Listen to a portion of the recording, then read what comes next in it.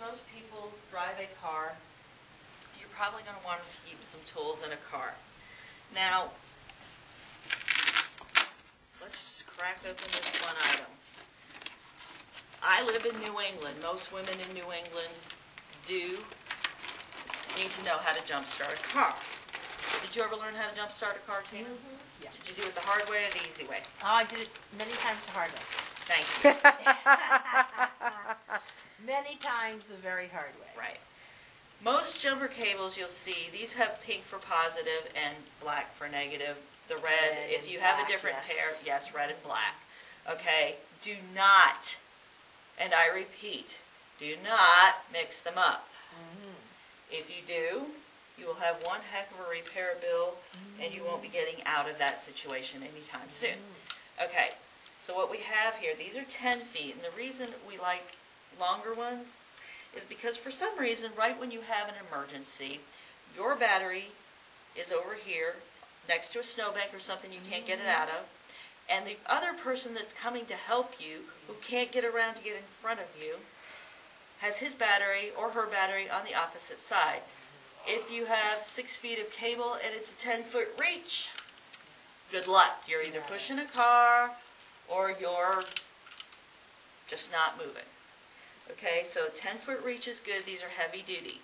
Now what you do, and I actually do have instructions, if you have a beginner like a teenager or something like that, dads, moms, somebody go download some instructions step by step that these kids are to follow in the event that it's needed.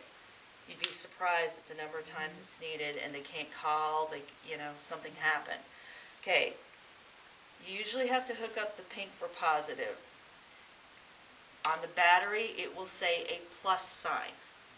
If you have a car that has decided, the manufacturer decided to bury it down, there is usually something at the top that you can hitch onto. So you may not see the actual battery. Look for something that has a red on it or a plus sign. This will go here. Hitch up the dead one first. This one, there's two schools of thought. You can either put it on the negative one or the minus post, or you can hitch it to a metal part of the car.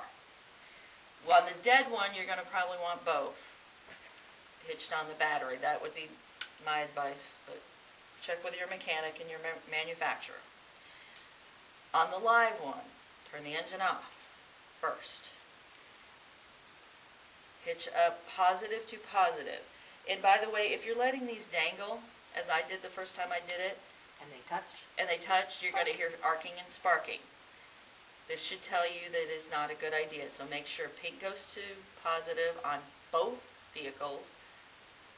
The negative one on the charged car can go to the metal part or on the metal post, whichever your mechanic or manufacturer prefers. Then restart the good vehicle, then attempt to start the dead vehicle. Well, we shouldn't call it dead, but when it's not starting. Particularly, in the case that it's not a car-to-car, motorcycle batteries, you need to, with the good vehicle off. I learned that from the motorcycle class that we did. Because the battery ratio is not the same. Okay. As you can see, this bag has plenty of room for a tow rope. You may think you're never going to need it. You may not, but the person who you help out, I had to help somebody else out and I didn't have one, so we used a chain, and a chain was much rougher, so I do recommend a rope. But, again, whatever you feel comfortable with. A flashlight, which I think I need to recheck. This one is LED. Good to keep it charged. I think I let this run out. Oh, so. That charges? Well, charged batteries are a good idea. Oh, I see. Let's see what this one's doing here.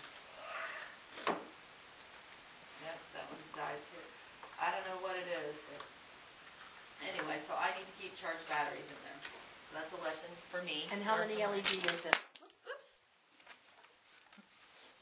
Oh, it's 3. Yes. It is very bright when you can see it, but Yep. we'll just have to go over that. A little screwdriver. Now this looks really little, right? Okay, has the rubber grip, fits in your hand. Now, this is adjustable.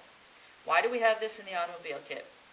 Because when you reach under the hood to do something, you're going to have long reaches and you're going to have short reaches, and you really don't want to be playing around with too many things, so it's just good to have one tool that will kind of fix all. So you can either use the flat side, or you can use the Phillips tip, whichever one. I prefer to have it in like this just because that other one is kind of sharp. And then you have it short, so you're not bumping up against things, tearing things out, trying to get over. It's adjustable. A good tire gauge. Again, this one fits in your hand. Some people have issues with digital, but I would say for a beginner, start with that. You turn it on. Now, on the inside of your tire, the manufacturer of the tire will put the proper pressure. You have to read it, and sometimes you have to turn your head upside down, but it's there. Also on the inside of your car door will tell the manufacturer for that. So there are two schools of thought. If they differ, do what one feels better for you driving.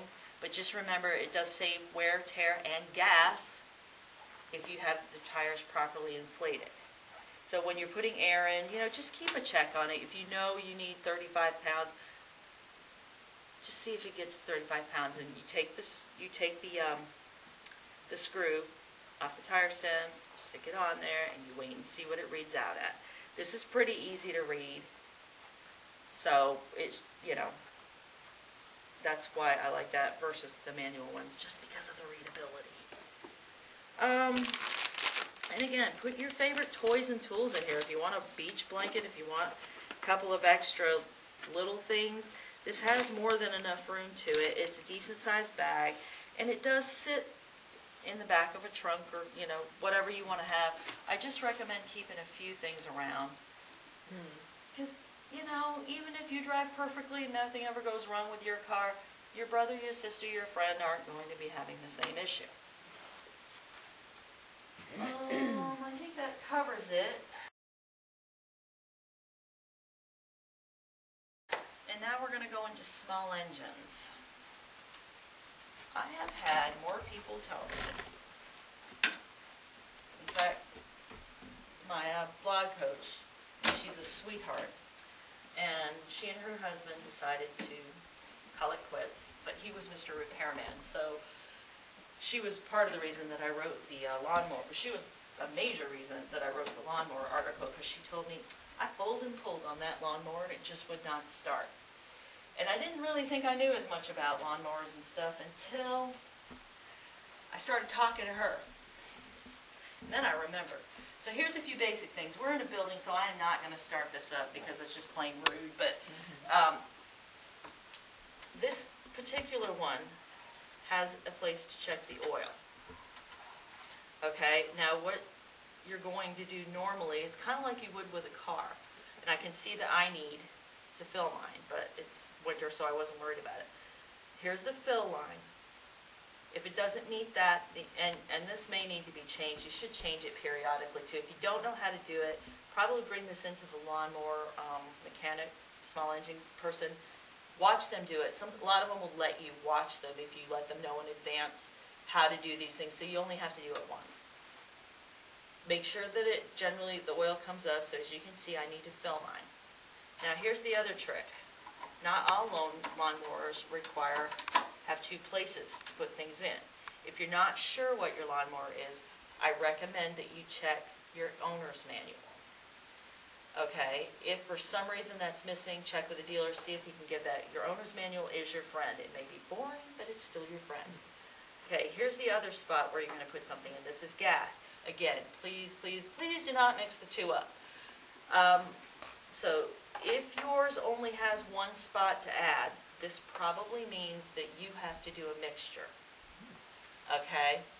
Now, this is not hard. Here's what I recommend. Get a gallon. Get exactly 1 gallon gas tank. Put a gallon's worth of gas in there, which should only fit in a gallon tank. And the bottles come in pre-measured portions.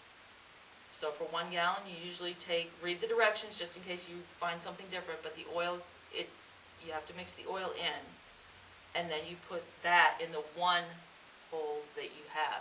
But please, please, please read your directions. Do not put any fuel other than what the manufacturer recommends. If it's gas, use gas. Do not use kerosene. Do not use anything else. That can have serious consequences for your lawnmower and possibly your person if it decides to explode and you've used the wrong thing. Okay, so after you've done all that, you've checked it. As you can see, mine needs cleaning. I kind of left it as a real thing. I'm not perfectly neat here. But to go ahead, oh, spark plugs. Yeah. You're going to want to make sure that you have a good spark plug. It's not corroded. There's a good connection. Now, if you don't know how internal combustion engines run, explosions in this case are okay. We don't use that word a lot. It's not usually okay. But in an internal combustion engine, you do have to check things like your fuel, like your oil, making sure everything flows smoothly. But you also have to have